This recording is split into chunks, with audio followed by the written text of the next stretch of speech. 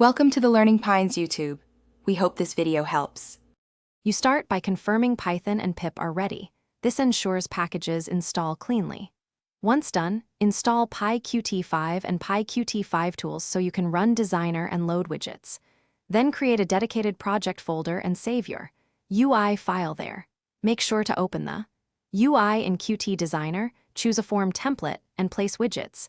This gives you the visual layout you will later connect. Now you have prerequisites met, and the first actionable UI file created. Next, you convert the UI or load it dynamically. Both approaches work. If you need static code, run Puic5 to generate UI form. Py so you can edit Python directly. Alternatively, use Uic. Load UI at runtime to keep UI files editable, which is faster during design iterations. Then write a small main class that imports the generated UI or loads it, create a queue application, and instantiate your main window. This step ties the visual layout to executable Python behavior. Finally, connect UI elements to your logic by wiring signals to slots, for example, button. Clicked.